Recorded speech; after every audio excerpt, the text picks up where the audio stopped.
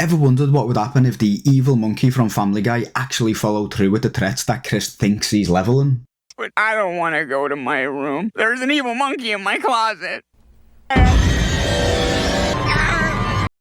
Well, wonder no more, because that's pretty much the plot of The Monkey.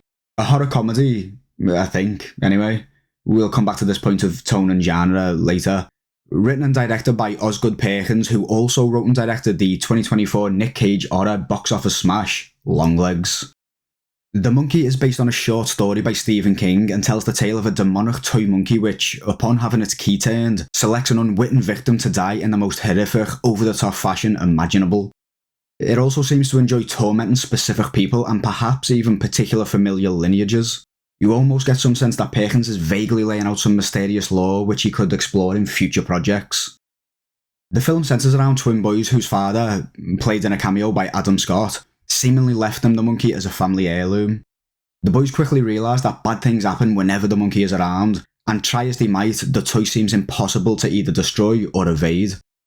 After some time, and for some reason that's not entirely clear to me, the monkey disappears, returning to the boys only after they've grown up and turned into the much better actor that is Theo James. I won't reveal the rest of what passes for the plot, so suffice it to say that you can expect some imaginative and gory kills throughout the remainder of the runtime.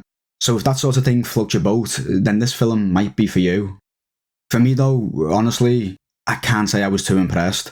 Other than Theo James's acting, playing each twin with a notable and relatively fun set of quirks, the only other thing that stands out is the inventiveness of the kills.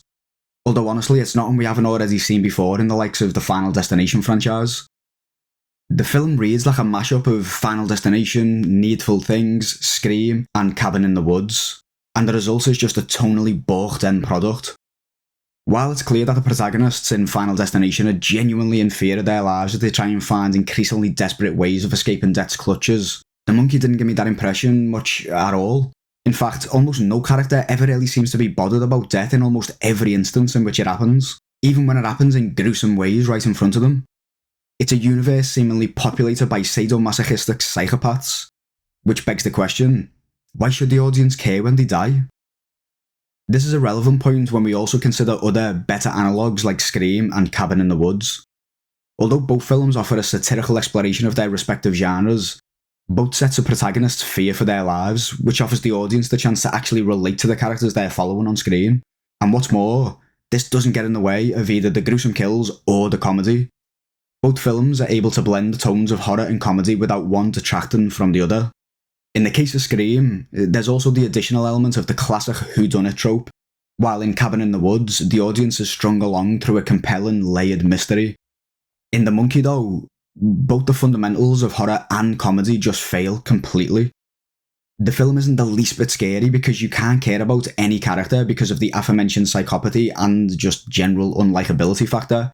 And it's not funny because, well, it's just not.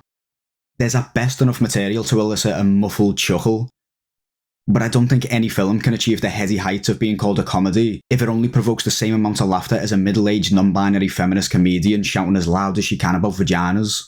Wendy, go ahead. Be funny.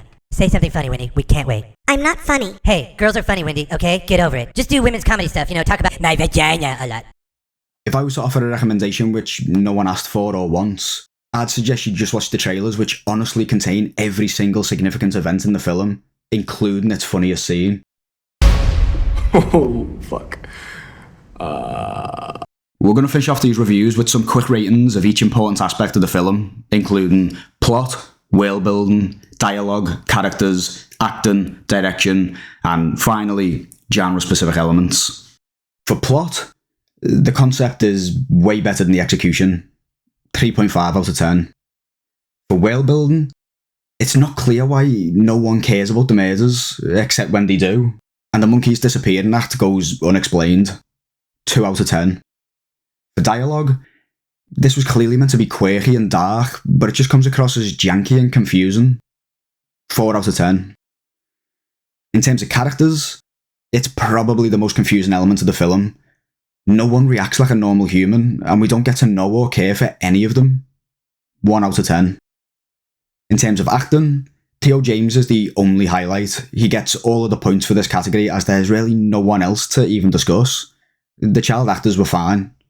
6.5 out of 10. In terms of direction, there are some great visuals and interesting cuts, but the pacing is lacking. 6.5 out of 10. In terms of genre-specific film elements, for a film that's a horror comedy, it fails at both horror and comedy, mostly providing only gore. 2 out of 10. That brings the overall average total score to 3.64 out of 10. Honestly, not a film I'd particularly recommend, but if you're a fan of inventive kills and gruesome, gory horror, then you might have a good time. If you like this video in any way, shape or form, please feel free to like, comment, subscribe and all that good stuff. We'll see you in the next video. Ta-ra.